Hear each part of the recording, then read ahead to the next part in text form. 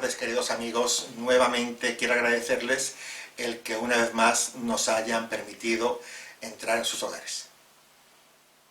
Nuestro invitado de hoy es el hidrogeólogo Francisco Turrión. Francisco, muy buenas tardes, bienvenido. Buenas tardes.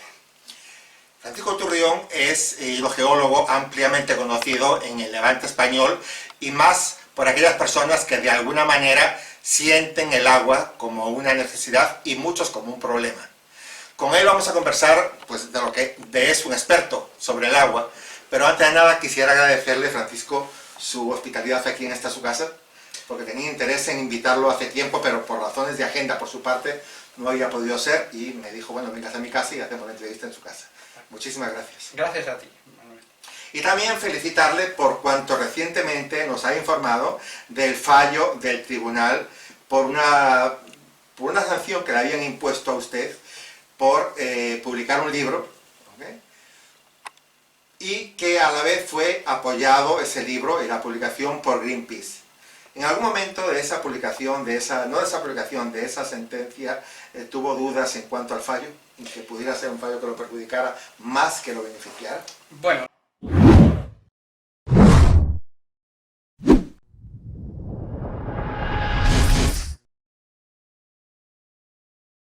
no lo pensaba, ¿no?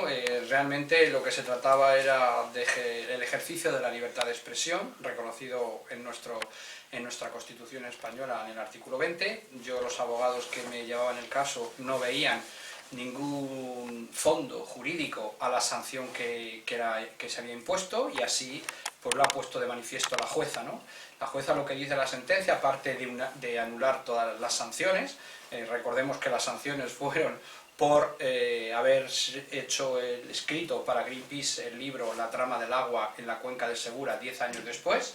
Ante esto, el Ministerio de Agricultura pues me inicia un expediente sancionador porque considera que yo pues no tenía compatibilidad para hacer ese estudio, porque considera que he denigrado el trabajo del Ministerio y porque considera que he utilizado información en ese informe a la que yo no tenía acceso, a la que yo, pues, no era información libre, ¿no? Bueno, todo esto la jueza lo desmonta y la conclusión que llega la jueza en su sentencia es que realmente el motivo realmente era, como dice el propio texto de la sentencia, era pues limitar mi derecho a libertad de expresión, puesto que yo estaba diciendo que la cuenca del Segura no tenía déficit, que la cuenca del Segura no es deficitaria y por tanto no son necesarios los trasvases, ¿no? Entonces la jueza dice que ese era el motivo, ¿no? El motivo es que yo no siguiera ejerciendo mi derecho, mi libertad de expresión.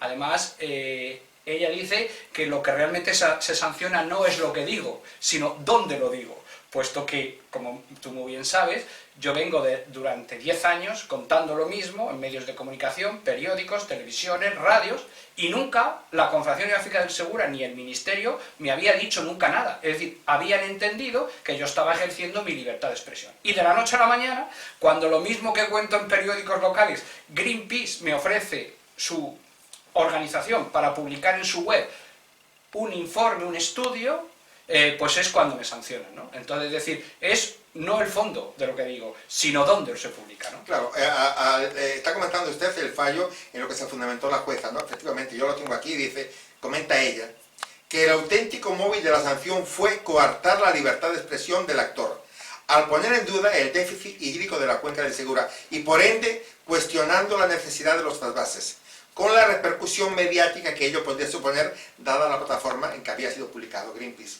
Pero claro, yo entiendo esto y también cuando leo el libro, el artículo suyo, el artículo de Greenpeace, y leo las conclusiones a las que llega, son de verdad que dice, conclusiones suyas, dice, la imagen a la que se puede asimilar la gestión del agua en la cuenca del Segura, estos son conclusiones ya, ¿no? La imagen a la que se puede asimilar la gestión del agua en la cuenca del Segura sigue siendo la de limitar el bien general, mientras se beneficia a unos cuantos privilegiados.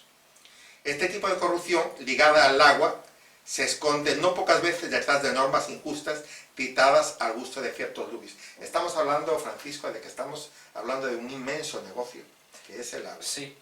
Yo quería añadirte otra cosa curiosa de la sentencia, y lo que dice la jueza es que hay un auténtico vacío probatorio por parte de la que me sanciona, la administración, en demostrar, como observación, que lo que yo digo no es cierto.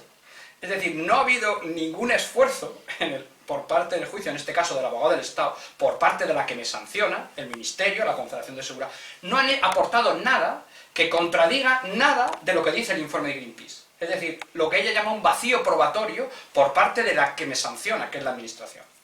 Por tanto, eso a mí también me da mucha tranquilidad, ya lo sabía, es decir, que los argumentos que se exponen en el informe de Greenpeace no han sido rebatidos hasta ahora. Ha pasado un año, había tiempo para que, si alguien hubiera considerado que lo que digo yo, que Murcia puede ser autosuficiente sin trasvases, eso no fuera cierto y lo hubieran demostrado con números, con gráficas, como yo hago ahí, ha habido tiempo. No lo han hecho ni en el juicio. Bien, y con lo que decías que es un enorme negocio, por desgracia, en mi opinión, sí, ¿no? El agua tiene, pues, varios valores, valor cuando se toma del río, valor cuando se lleva a la balsa, valor cuando con una tubería se conduce a otro destino, es decir, un agua que puede pasar por varias manos y tener varios precios, ¿no? En una zona como el Levante peninsular, donde el agua crea riqueza, es tan necesaria para la agricultura, para el uso urbanístico, para el tema del turismo, pues sí que pues el agua se ha convertido pues, en un bien muy preciado y a veces objeto de mercadeo y de mercantilismo y de negocio. Como vamos a hablar, señor Francisco Turrión, del agua que hay que supuestamente hay en el subsuelo, me gustaría leer un párrafo de una revista especializada que dice: hay unas 100 veces más agua dulce subterránea que agua dulce superficial no congelada, estimándose un volumen de agua subterránea de entre 10 y 20 millones de kilómetros cúbicos. Estamos hablando en el Bogotá. Sí. Lo que viene a ser entre 4 y 8 billones, con B de Barcelona, de piscinas olímpicas. Entonces viene siendo cierto lo que usted comenta, que estamos sobre un mar de agua, flotamos sobre un mar de agua. ¿Qué hace que Murcia sea diferente a lo que es la generalidad? Sí, bueno, ese dato que usted da, pues es un dato a nivel global, no también te puede decir, no, bueno, pero es que Murcia es una excepción, mire, por eso tenemos trasvases. Alguien puede hacer ese razonamiento, ¿no? Dice, hombre, no vamos a tener trasvases si tuviéramos agua subterránea. Bueno, aquí nos tenemos que referir... O si nos hacen pensar que no la tenemos. Correcto. Aquí tenemos que referirnos a los estudios que el Instituto Geológico y Minero de España, la Empresa Nacional Adaro de Investigaciones Mineras y el Instituto de Reforma y Desarrollo Agrario hicieron en los años 70 una serie de perforaciones, de sondeos, de taladros en diferentes zonas de la cuenca del Segura y hicieron unos informes y unos estudios que, a la luz de los datos que obtenían en esas perforaciones, de ensayos de bombeo, de pruebas de geofísica, pues determinaron la estructura de los acuíferos que había en la cuenca del Segura, en diferentes zonas, y calcularon un volumen embalsado de en torno a los 100.000 hectómetros cúbicos, es decir, 100 veces la capacidad que tienen los pantanos superficiales aquí en la cuenca del Segura. En los 19.025 kilómetros cuadrados, que es la superficie de la cuenca del Segura, los pantanos superficiales tienen una capacidad para 1.000 hectómetros, que no están llenos, que siempre tienen problemas de aterramiento, que realmente hay en torno a los 600.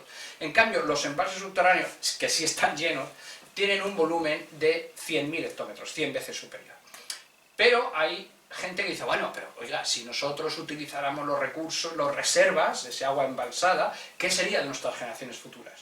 Por tanto, dicen en este planteamiento, es mejor utilizar el agua de ríos, etc. Bien, aparte de este volumen, que es el volumen embalsado, el volumen que cuenta esas estructuras geológicas, esos acuíferos, estamos en una zona, la cuenca del Segura, sobre todo la mitad norte, muy porosa, muy oquerosa, donde hay muchos acuíferos superpuestos y mucha agua. Aparte tenemos lo que se denominan las reservas, los recursos renovables, aquella agua que se infiltra en las montañas y que todos los años fluye o bien a los ríos o bien, y este es el flujo importante, de forma subterránea al mar.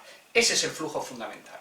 Bueno, pues se estima en ese informe de Greenpeace, haciendo el balance de los números, de lo que llueve y lo que se evapotranspira y que no baja por el río, que entre 500 y 800 hectómetros anuales en la cuenca del Segura se están drenando al mar, delante de nuestros ojos, por decirlo ahí, desaprovechándolos sin utilizarlos, algo que nos vendría muy bien. Pero vamos a ver, yo me gustaría, como vamos a entrar en el tema del agua, me gustaría que explicara para la gente que nos está viendo en este momento la ecuación hídrica y por qué es importante la diferencia que sostiene usted con la que sostienen otros de la evapotranspiración. O sea, ahí hay una diferencia de un 10%, creo, de un 10% entre lo que usted aprecia que es y lo que otros dicen que es. Y en esa diferencia realmente está el quid de la cuestión. Explique a los televidentes qué es la ecuación y por qué es importante la evapotranspiración que usted comenta. Bueno, a muchas personas nos han hecho creer que el ciclo del agua es solamente el agua fluvial, el agua que baja por el río y llega a los estuarios y a los deltas al mar. Para eso nada más tenemos que ver el ciclo del agua del Servicio Geológico de los Estados Unidos, o también el ciclo del agua que podemos ver en la web de Alemania, del Servicio de Ciencias de Alemania, ¿no? Ahí vemos claramente cuáles son los 4 componentes del ciclo hídrico fundamentales. Por un lado tenemos la precipitación, lo que llueve y lo que nieva en una cuenca hidrográfica determinada, ¿no? Una cuenca hidrográfica es el sitio donde el agua que llueve al final discurre hacia un cauce. La lluvia, la precipitación en esa cuenca. Luego tenemos otro factor fundamental que es la evapotranspiración, es decir, la parte de ese agua que en función de los meses del año y en función del clima, de la temperatura, se evapora del suelo, la transpiran las plantas y la hierba, etcétera, y vuelve a la atmósfera. Bien, el recurso natural de agua es la diferencia entre la media de lo que llueve anualmente menos lo que se evapotranspira. Muy bien. Ese recurso natural de agua se descompone luego, una vez que llega al terreno, en 2 factores, en 2 flujos. Uno es el flujo fluvial, que se denomina escorrentía, el agua que acabamos viendo fluir por las ramblas y los ríos y acaba de forma superficial al mar, y el otro flujo, que no es fluvial, que es el flujo subterráneo, que es lo que se denomina la recarga. Es aquella agua que no vemos fluir por el río y que acaba en el mar. Este último componente, la recarga, no podemos observarlo, no podemos visualizarlo, no tenemos ninguna herramienta que nos permita bajar al fondo de la tierra y ver cómo se está intercambiando agua dulce con el mar. Pero como es la 4ª variable de la ecuación, hemos dicho la precipitación, la evapotranspiración, la resta es recurso natural y tenemos la escorrentía, que es el agua que va por el río, y la recarga. Pues podemos perfectamente conocer lo que llueve, podemos perfectamente conocer lo que se evapotranspira y sabemos porque podemos medir el flujo fluvial, la X de la ecuación que nos falta en la recarga. Pues muy bien, estos son los recursos naturales, hemos dicho que tenemos 4 variables, hemos dicho que una no podemos calcularla directamente, pero sí deducida. Bien, ahora vamos a ver quién tiene que decir lo que llueve en la cuenca del Segura. Aquí entramos uno de los kits de la planificación hidrológica en España, en mi opinión. El organismo oficial, por ley, en España, de la meteorología y de la climatología y del conocimiento de las variables atmosféricas del ciclo hidrológico es la Agencia Estatal de Meteorología, la EMET. No nos sorprende, porque nosotros cuando ponemos la radio o ponemos la televisión, vemos las noticias, lo que nos oímos constantemente, según la EMET, las previsiones que va a llover, que no va a llover, que va a hacer sol, que va a subir la temperatura, que la semana que viene se prevé lluvias o no se prevé. Y aparte de que es el organismo oficial, por ley, el organismo oficial sobre la climatología en España, aparte la instrucción de planificación hidrológica, el libro de recetas que dice cómo hay que hacer los planes hidrológicos y calcular el agua que tiene una cuenca, dice que los modelos regionalizados de predicción del cambio climático y los datos meteorológicos del ciclo hídrico procederán de la Agencia Estatal de Meteorología. Bien, pues la sorpresa es que cuando uno comprueba los planes hidrológicos de España, y concretamente el de la cuenca del Segura, quien dice lo que llueve de media en la cuenca del Segura y se evapotranspira, no es la Agencia Estatal de Meteorología, es el Centro de Experimentación de Obras Públicas del Ministerio de Fomento. Y uno dice, bueno, pero ¿qué más da? No, mire usted, no es lo mismo. ¿Por qué no es lo mismo? Porque cuando el Centro de Experimentación de Obras Públicas hace el cálculo del agua en la cuenca del Segura, dice que le faltan datos de pluviómetros, de aparatos que miden la lluvia en las zonas de montaña, que es justo donde más llueve. Y como dice que le faltan esos pluviómetros en las zonas de montaña, tiene que simular, como si allí mismo existieran unos pluviómetros que denomina pluviómetros ficticios.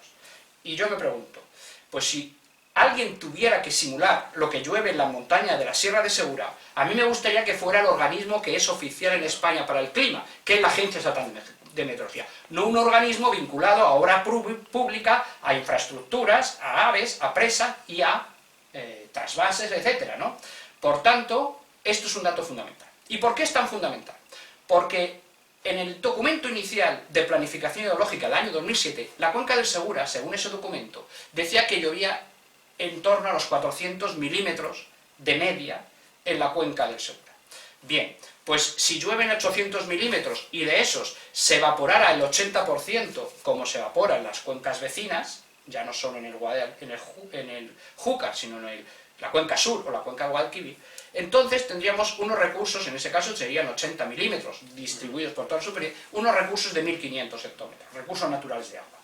Pero si nosotros decimos que en vez de esos 400 milímetros anuales llueve un 10% menos, pero se evapotranspira de ellos, en vez de el 80%, un 90% más, es decir, si bajamos un 10% la lluvia y subimos un 10% la evaporación, los recursos naturales se quedan en la mitad, 800 y pico hectómetros, que es justo lo que dicen que baja por el río. Es decir, hemos ajustado el balance a lo que vemos fluir por el río, pero no al agua real. Por eso es tan importante que los datos meteorológicos del ciclo hídrico los define la Agencia Estatal de Meteorología, porque están en juego entre 500 y 800 hectómetros. Es decir, si nosotros tomamos el dato inicial de lluvia con esa evapotranspiración de las cuencas del entorno, los recursos naturales son 1500 hectómetros, el doble prácticamente de lo que dice el plan. Por lo tanto, seríamos una cuenca superavitaria, no deficitaria. Vamos a ello. Es decir, bien, dice usted, tenemos ya esos 1500 hectómetros, que no solo son fluviales, pero aparte no solo tenemos 1500, tenemos un volumen importante de desalación. Tenemos desaladoras que están en pleno funcionamiento, que tenemos que añadir ahí. Y también tenemos lo que se denomina la reutilización de aguas residuales, que las podemos utilizar. Bien, si nosotros sumamos todos esos volúmenes, tenemos un volumen de recursos disponibles anuales de en torno a los 2000 hectómetros. Como nuestras demandas, no las digo yo, sino las dice el propio documento de planificación, son 1800 hectómetros, por tanto, el superávit que tenemos es de 200 hectómetros y no tenemos un déficit de 400, como dice el plan. Ojo, 200 hectómetros de superávit sin haber incluido el agua procedente de los trasvases. Por tanto, cuando nos hablan de que la cuenca del Segura es deficitaria, es porque han hecho truco con los números, porque han sacado de la planificación la parte del ciclo hídrico, la recarga, el agua que no va a los ríos, el agua que va al mar. ¿Y quién gana en ese truco, señor Turrión? Porque realmente el agricultor no gana.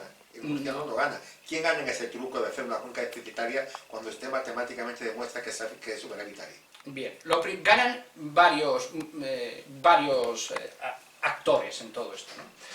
Claro, decir, por ejemplo, que la cuenca, yo quería aclarar, ¿no? Decirle a un agricultor que la cuenca, que él no es deficitaria, en microescala está diciendo, ¿pero qué me está diciendo? Si yo veo cómo todos los años tengo problemas para regar. En la microescala sí que es cierto que puede haber problemas de distribución de agua, de que hay parcelas que no tienen. Pero el problema es un problema macro, de mala gestión de los recursos, de no mal distribuir nuestros propios recursos naturales. ¿Quién gana con todo esto? Bueno, el primero que ganan son los que han ganado hasta todos estos años desde de hace 40 años, los trasvases. Sí.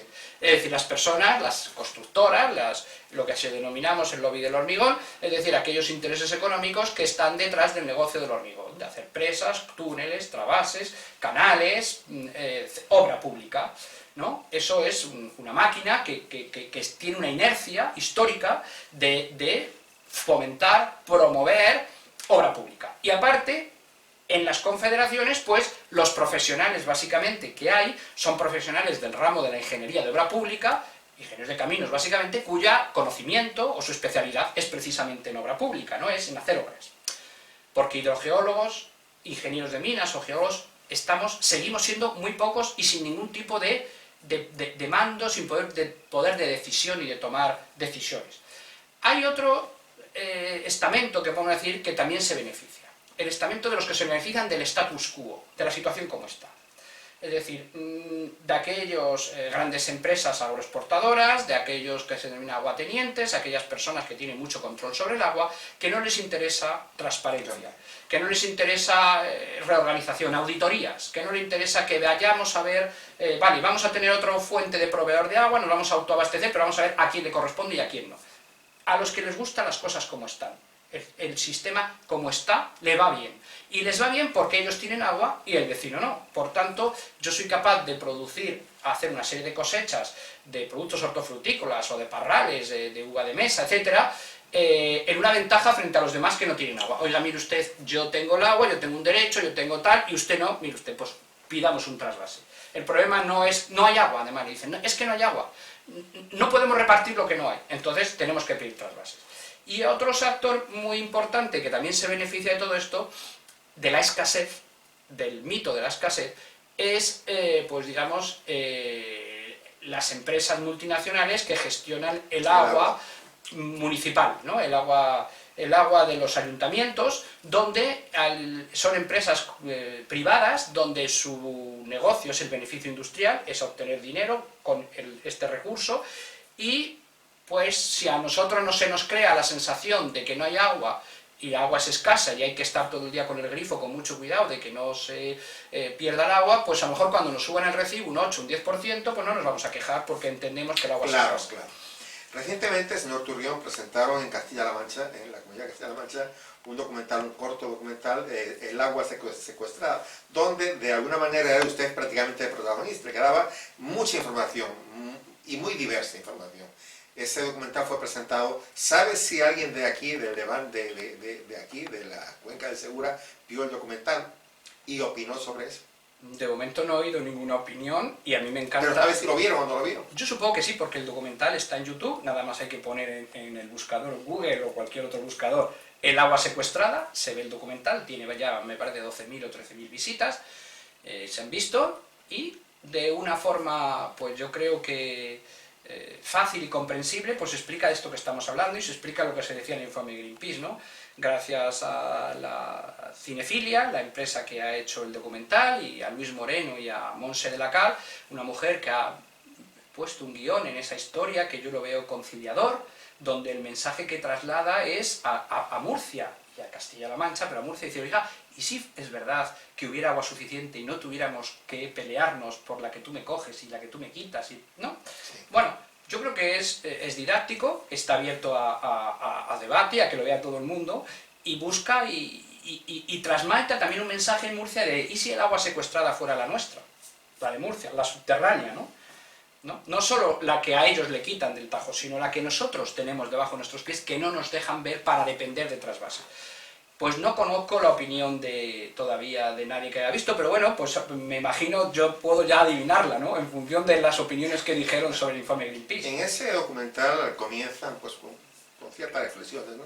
Pero hay una cosa que me llama poderosamente la atención, y es que cuando habla cuando menciona el trasvase del agua del Tajo hacia aquí, comenta que fue una de las causas, o sea, que ese gesto ha dividido a España. Le pregunto una cosa, yo puedo entenderlo y puedo no entenderlo, porque vamos a ver, el agua es un recurso de todos los españoles. ¿Por qué donde hay y se manda para donde no hay, supuestamente en papeles donde no hay, tiene que ser una división social eso? Bueno, lo primero que usted ha dicho una cosa que me cuenta, donde supuestamente hay y donde supuestamente no hay. Bien. No sé por dónde empezar, ¿no? Si hablo de donde supuestamente no hay, bueno, pues resulta muy paradójico. No, me interesa hablar donde supuestamente no hay, que es el que no sé. Claro, es que es muy paradójico que digas que no hay cuando resulta que en Murcia tenemos que achicar los aguas de los garajes para que no se inunden los coches, donde resulta que cuando medimos los acuíferos en puntos representativos, como dice la directiva Marco, es decir, en pozos que no bombean, pues lo que observamos es que los niveles de los embalses subterráneos están en equilibrio en los últimos 20 años. Hombre, si nosotros vamos a medir un pozo que bombea constantemente, ahí lo que medimos es un agujero piezométrico, pero es una anomalía. Eso es como si con el termómetro de nuestra casa dijéramos que la temperatura de la cocina es 10 grados bajo cero porque hemos metido el termómetro en el congelador. Esa no es la temperatura de la cocina, la temperatura media es la de la habitación. Bien. Segundo también, porque Europa nos ha dicho desde el año 2000, con la directiva Marco del agua, es que Europa ha decidido, y las democracias europeas, en ese documento, de obligado cumplimiento para España, que nosotros no podemos esquilmar los ríos porque nos dé la gana o para lo que sea, no vale todo. Lo que dice ese documento, la Directiva Marco del Agua, es que hay que preservar los ecosistemas fluviales y los ríos. Es decir, los ríos ahora son protagonistas. Primero vamos a salvar, a conservar, mejorar los cauces fluviales. Y luego, si sobra agua, si hay agua, digamos, embalsada, que no sirve para, que no cumple ese fin, entonces nosotros la usamos y la trasvasamos. Eso es un principio del año 2000 que hasta ahora no se había materializado. Pero como se ha sabido este fin de semana, pues ya hay, no una, ni dos, ni tres, ya hay 3 sentencias del Tribunal Supremo a demanda de diferentes municipios y asociaciones de Castilla-La Mancha, donde el Tribunal Supremo ha anulado unos artículos del Plan Hidrológico del Tajo donde dice que, mire usted, al río Tajo no hay que tenerlo como a un enfermo en coma dándole el agua necesaria para que no muera, sino que hay que tenerlo vigoroso con el agua necesaria para que viva bien. La cantidad de agua no es la misma que usted necesita para no morirse que la que usted necesita para vivir dignamente. Bueno, pues eso es lo que ha dicho el Supremo. ¿Eso qué implica? Implica, oiga usted, sí que usted tiene derecho a vivir y a tener su agua. Lo primero que se tiene que preguntar es si usted no tiene agua ya aquí. Claro, los propios redactores del anteproyecto del trasvase Tajo Segura en el año 67 decían y advertían, oiga, que a nosotros nos han preguntado cuánto cuesta y cómo se trae agua de Entrepeñas y Buendía a Murcia, pero no nos han dicho si hay otras alternativas para regar en Murcia, como las aguas subterráneas. Es decir, porque estamos viendo en el proyecto que hay un problema que denominan en el documento el problema hidrogeológico de la Mancha, que hay tanta agua subterránea en la zona donde iba el trasvase que se tiene que estar en el mar, que esto podría invalidar el proyecto. Es decir, lo primero, cuando uno pide a los demás, tiene que estar seguro de que no tiene. Eso es lo primero. Y segundo, los demás están dispuestos a darte, pero no esquilmando los recursos, para que tú luego hagas un uso insostenible del agua, ampliando regadíos constantemente. Usted dice estar seguro que no tienen el agua. Usted fue de alguna manera el responsable de los pozos, de la batería de pozos de sequía, ¿no? Estamos hablando de 60, 70 pozos en todo este sector, que costaron 50, 60 millones de euros. ¿Qué pasa con esos pozos? ¿Hay que tenerlos parados para demostrar que efectivamente no hay agua? ¿O qué pasa con esos pozos? Bueno, pues el tema es, si se me permite explicar un poco, Sí, a veces uno estudia cosas en la universidad y en cursos de especialización, como yo tuve la suerte de tener el título especialista en hidrogeología aplicada en la Escuela de Minas, y a veces uno, bueno, estudia las cosas, las tiene claras, pero cuando llega al terreno y le dicen constantemente lo contrario, no hay agua, pues llega un momento que a veces hasta uno puede dudar un poco, ¿no?, de sus conocimientos, ¿no? La oportunidad que se me brindó en aquel momento fue el de dirigir la ubicación y la perforación y la dirección técnica, geológica, hidrogeológica, de una serie de pozos. Allí fue cuando yo, pues me sorprendí, ¿no?, cuando me di cuenta que efectivamente lo que me habían enseñado en Madrid era verdad.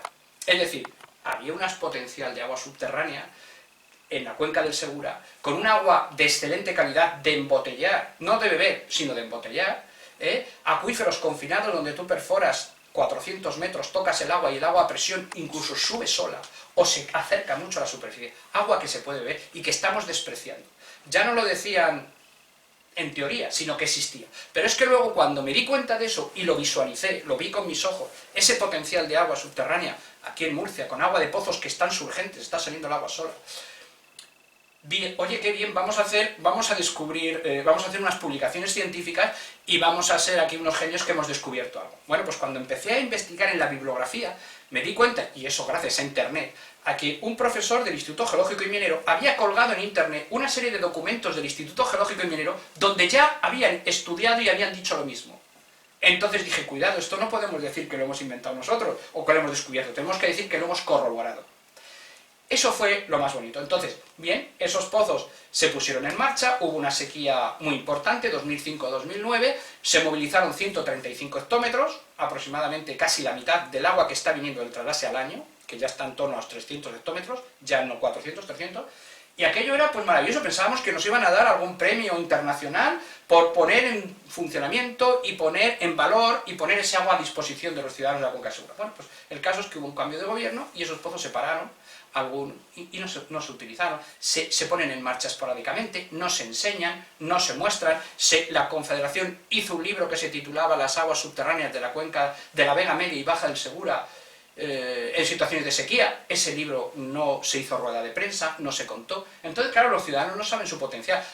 Como por ejemplo, resulta paradójico, a modo de ejemplo, hay un pozo maravilloso en el malecón del río Segura, aquí en Murcia, que que bombeaba 160 litros por segundo de un agua cristalina, y que la gente que por allí solía correr y hacer footing y andar, se cogía y se lavaba la cara y se bañaba, y todo el mundo veía ese chorro, y la gente se preguntaba, ¿pero esto qué es? ¿Esto es una tubería? ¿De dónde viene este agua?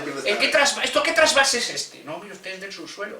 Es ahí. Este pozo tiene 200 metros de profundidad, tiene el primer filtro colocado a 80 metros de profundidad, 40 metros por debajo, es decir, 40 metros por debajo del nivel del mar, y es agua dulce porque el agua forma todo un acuífero que al final sale hacia la zona de guardamar y hacia la zona de Elche, ¿no? Es decir, pero tiene una barrera con respecto al mar que hace que no se salinice. Pero bueno, eso es un detalle.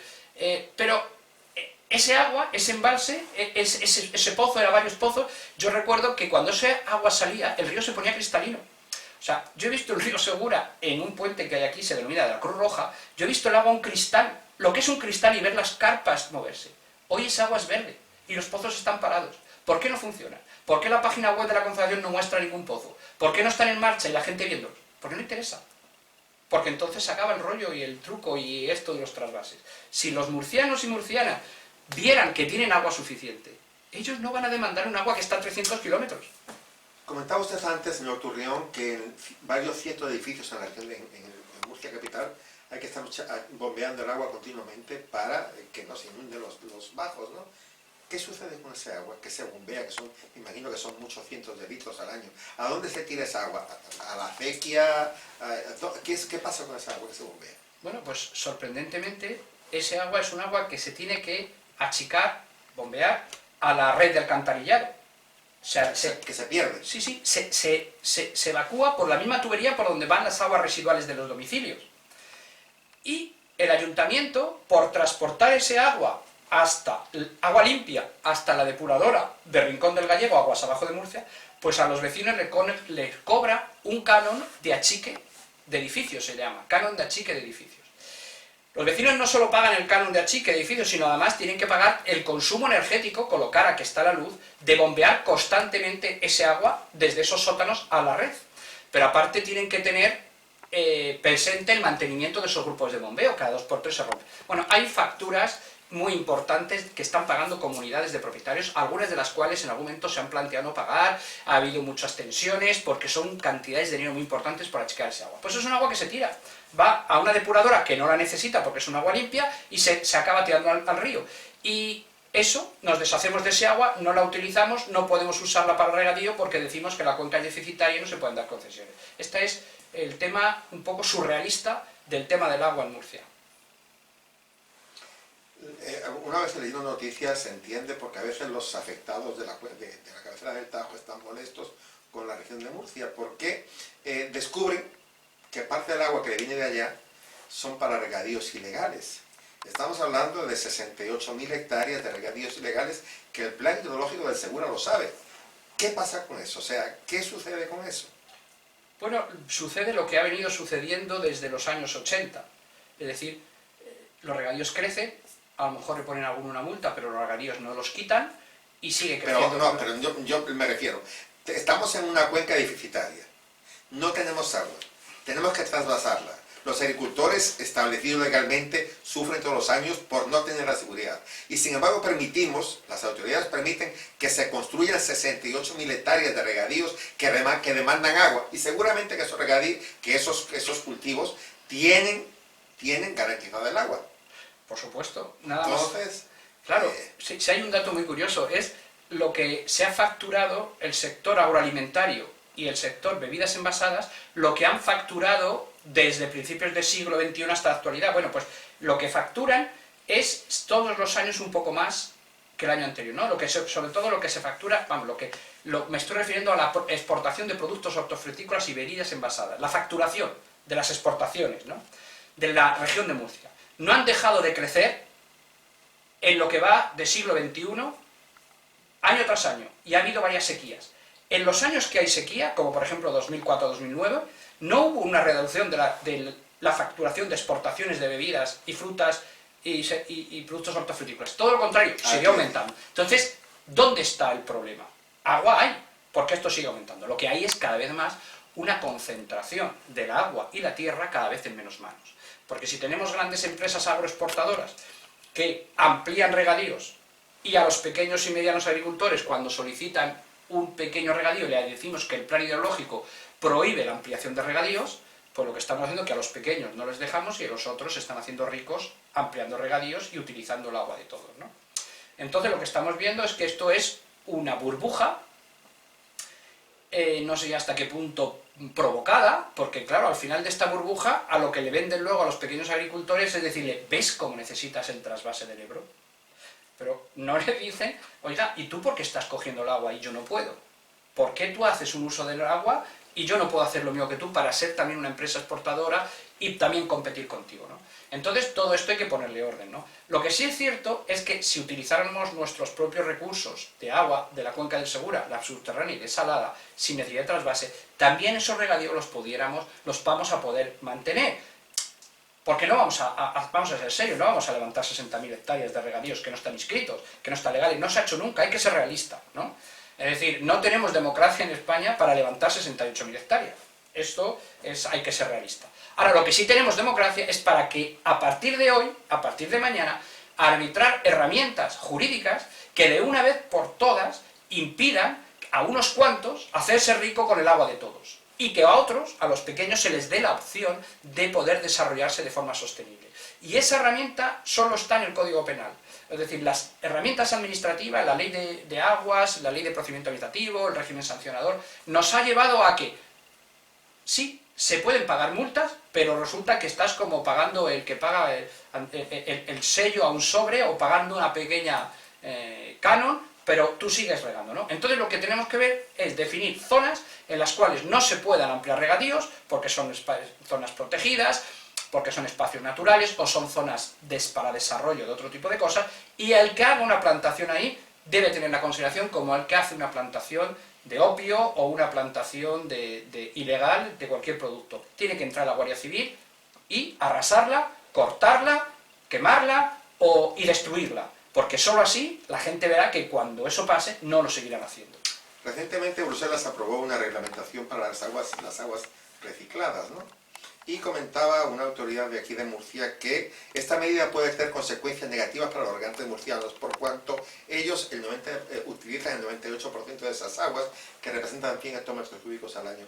¿Cómo eso, de qué medida le puede afectar al pequeño agricultor?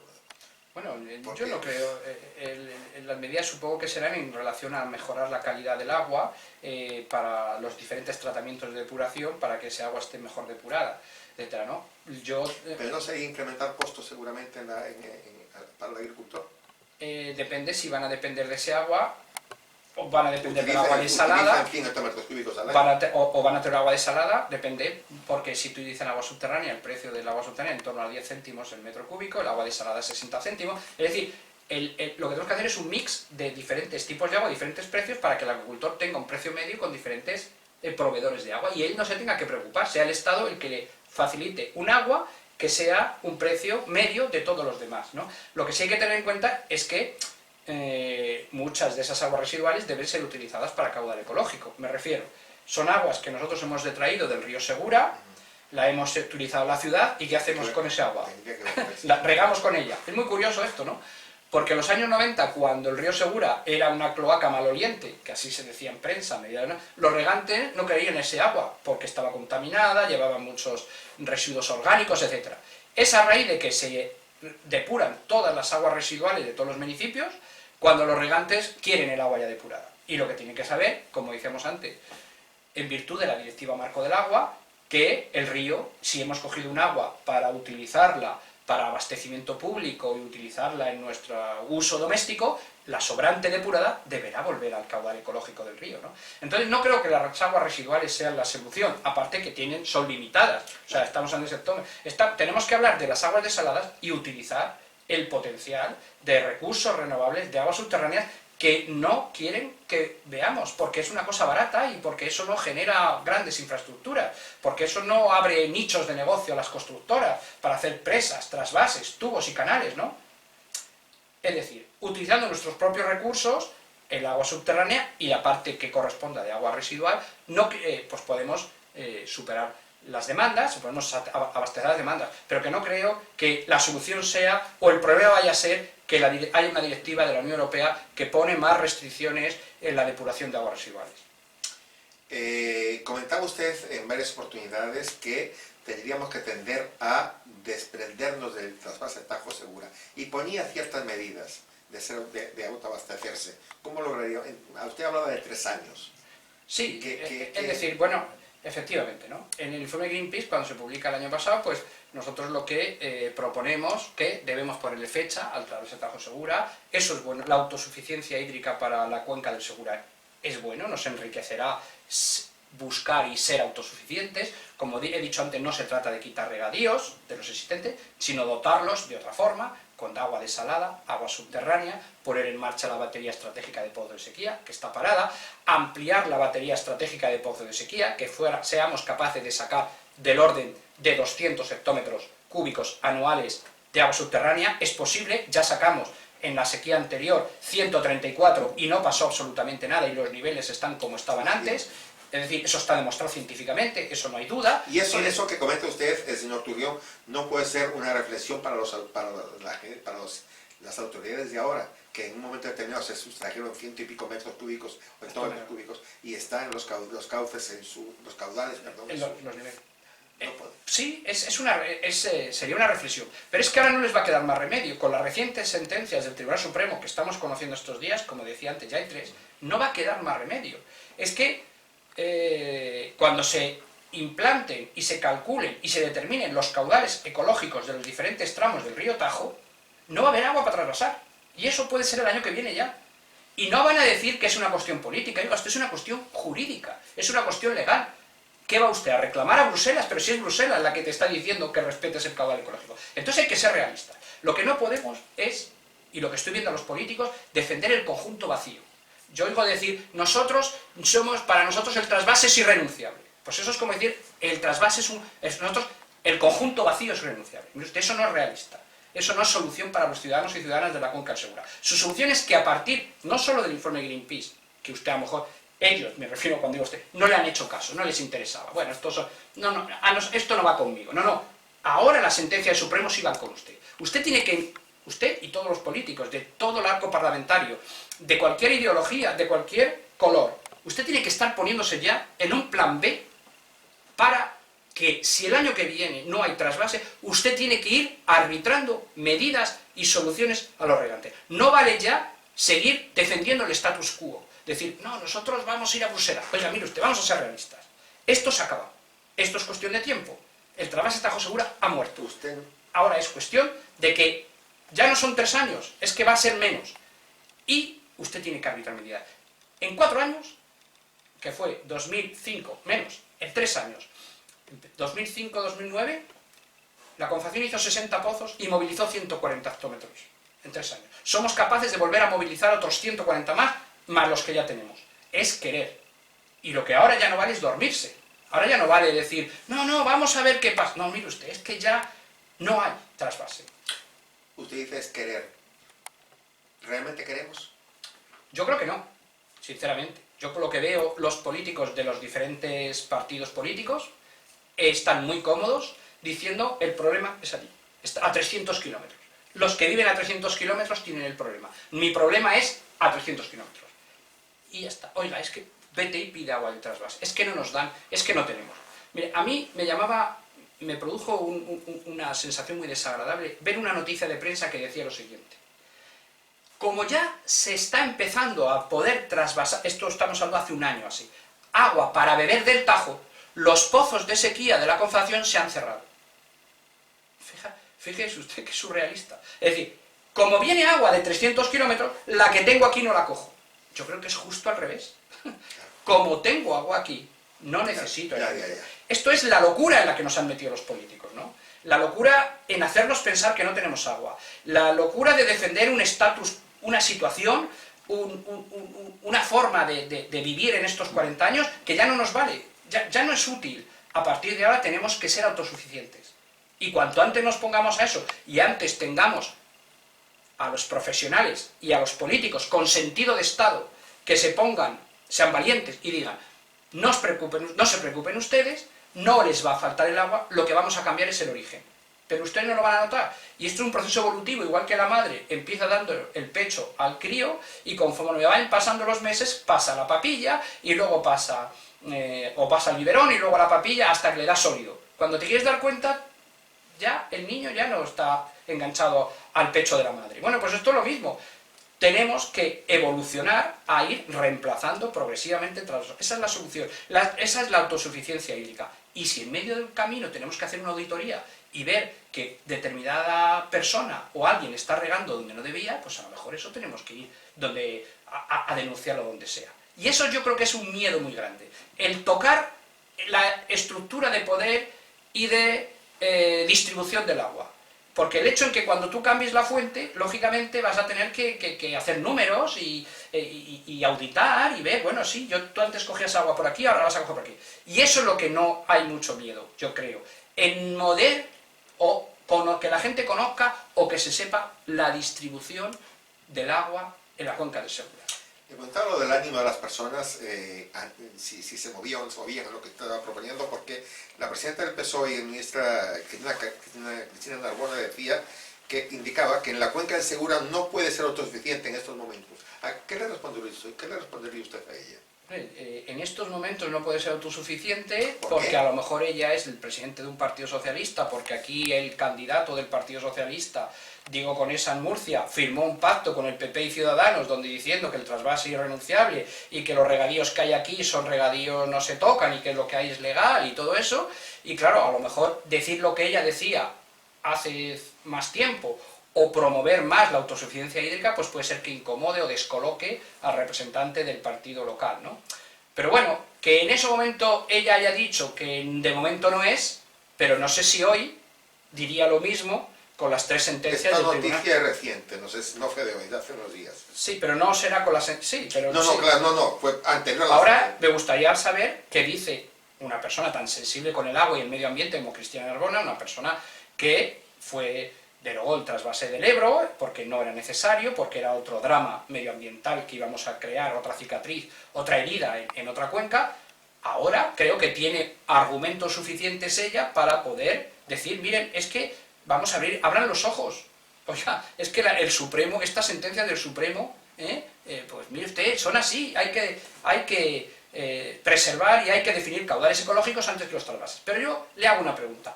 ¿Usted se piensa, y hago una reflexión en voz alta a nuestros telespectadores, ¿usted se piensa que si el Supremo pensara o supiera o creyera que Murcia no puede ser autosuficiente y que la gente en Murcia iba a quedarse sin agua y no iba a tener agua para beber y se iban a levantar regadíos, hubiera dictado la sentencia? No, seguro que no. Luego al Supremo, que ha dictado en justicia y en conciencia, aplicando la ley, creo que tiene la conciencia muy tranquila por las decisiones que ha tomado. Una cosa, ¿qué sabe el Supremo que no saben los políticos? Porque como usted bien dice, el Supremo no dictaría una medida que perjudique... No, si quizás sepan todos lo mismo. Suicidar Quizá todos sepan lo mismo, solo que unos no les queda más... Unos tienen que cumplir las sentencias y la ley, y a otros, de momento, pues les ha venido bien como estábamos. Es más cómodo. O sea, fíjate, no les expedientan a los políticos de Murcia por decir que Murcia es autosuficiente. Comentábamos al principio de la entrevista, señor Turrión, que el agua era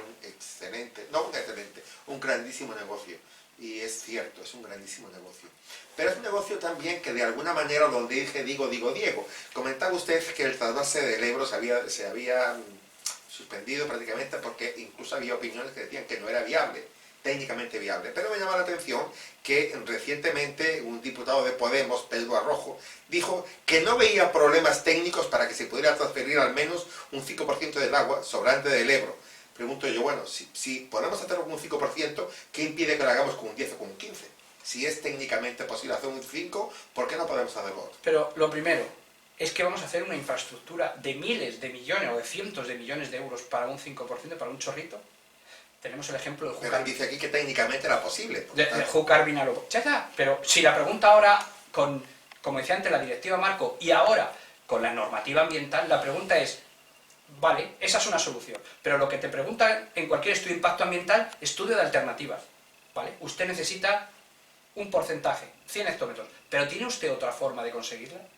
Porque si tú tienes otra forma de conseguirla que impacte menos ambientalmente, utiliza esa. Ahora, lo que no puedes hacer es esconder las alternativas para buscar solo la que a ti te interesa, que es la de las constructoras. Hombre, me parece muy sorprendente las declaraciones de Pedro Arrojo sobre este tema. Sí, fue reciente. Sí, lo sé porque es que en mi juicio, curiosamente, como yo fui candidato de Podemos y dejé de estar en ese partido cuando vi que, bueno, pues mis planteamientos sobre agua subterránea no eran compartidos, pues claro, a mí me sorprendió mucho cuando el abogado del Estado en el juicio dice hasta el Pope de Podemos, citando, ¿no?, a los papas ortodoxos griegos, ¿no?, está a favor de los trasvases. Claro, que tú oigas allí que utilicen la figura de Pedro Arrojo para defender los trasvases, pues me pareció muy llamativo, ¿no? Pedro Arrojo ha sido profesor mío, es un excelente profesional, sobre todo sobre la eficiencia del agua y sobre todo el uso sostenible del agua y todo lo que es eso, lo considero uno de mis profesores porque hice un curso que me encantó, su esquema y su mentalidad, pero no estoy de acuerdo con esa visión que tiene ahora de hacer trasvases para muy poquita agua. No creo que sea necesario, no son viables, vamos a ser realistas, no hay ninguna región en democracia que consienta que nos llevemos un poco de su agua, cuando nosotros aquí al final tenemos otras alternativas. Si el trasvase de Tajo Segura se hubiera planteado en democracia, no se hubiera hecho nunca. Es decir, no se hubiera llegado a la fase ni siquiera de proyecto. Bueno, en el 60 y pico había planteamientos que decían que tenemos que acostumbrarnos y quitarnos de la cabeza este microchip que nos han implantado de la escasez hídrica. Porque no lo han implantado. Nos han hecho creer un día tras otro no hay agua, no hay agua, no hay agua, no hay agua. El cambio climático, no hay agua, no hay agua. Pero debajo de la tierra, ¿qué hay? No hay nada. Es que no existe. Oiga, es que solo el agua es la que hay en superficie. En las Islas Baleares, cuando hablan de recursos hídricos, hablan de acuíferos. Cuando la televisión dice la situación hídrica de Mallorca es al 90%, y luego ves la noticia y resulta, los acuíferos de Mallorca están al 90%. Y cuando ves esa misma noticia en la península ibérica, te dice, el pantano de no sé cuánto está al 70%. ¿Eso no es una manipulación por parte de los medios también? No son los medios. Los medios no son... ¿Pero quién? Los locutores son de los medios. El texto lo ponen los medios. No, son noticias... Las reacciones de los medios, por lo tanto... Sí, pero es que son noticias oficiales. Es que es el propio ministerio el que entra la información de que recurso hídrico es el agua superficial. Y yo cada vez que lo oigo, en Twitter, etcétera, pues le contesto al periodista que dice, no, embalse superficial. Entonces, esto nos está diciendo que somos un país un poquito todavía subdesarrollado en tema de información, ¿no? Y en tema del debate del agua nos han ocultado, nos han coartado, nos han negado mucha información. Porque si en las Islas Baleares recurso hídrico es el agua subterránea y en la península recurso hídrico son los pantanos, o una de dos, o allí no hay pantanos porque es agua permeable, o aquí no hay acuífero. Y no es cierto. Los acuíferos están estudiados por el Instituto Geológico y Minero hace muchos años y han evaluado que las reservas de agua subterránea en toda la península ibérica son 400.000 hectómetros. Oiga, ¿y usted por qué no habla de eso? ¿Qué hay de todo eso? ¿Qué nos están escondiendo? Yo creo que es hora de que la democracia exige y los ciudadanos debemos exigir más transparencia y democracia. Estamos hablando de una cosa muy seria, que es el agua. En una cosa tan importante, señor Turrión, como es el agua para la región de Murcia, ¿usted se siente apoyado por los sindicatos de agrícolas? Aquí hay 3 o 4 sindicatos agrícolas, está Saja, está UPA, hay varios. ¿Siente el apoyo de ellos? Porque de alguna manera, si lo que usted plantea fuera cierto y ellos vieran en ello la solución, pues su problema se les acabaría. ¿Por qué lo apoya o no lo apoya? Bueno, a mí le puedo decir que... Tengo que reconocer que he oído hablar muchas veces y le digo, voy a hablar con el señor Turrión. Ese hombre no está bien, me lo han dicho, ese hombre no está bien, porque debe ser que lo que usted dice no muchas veces eso no es mi problema. Levanta. Eso no es mi problema. Contra Einstein creo que escribieron 100 expertos que su teoría de la relatividad era una locura. ¿Dónde están los 100 expertos? Y la teoría de la relatividad está cada día teniendo nuevas aplicaciones. Muchas asociaciones de regantes, de agricultores, yo he estado en conferencias donde me han invitado a que participe, sobre todo en relación con el Mar Menor. Ellos están de acuerdo conmigo en los planteamientos del uso sostenible del agua subterránea del campo de Cartagena, del entorno del Mar Menor, para que los nitratos a través de forma subterránea no vayan.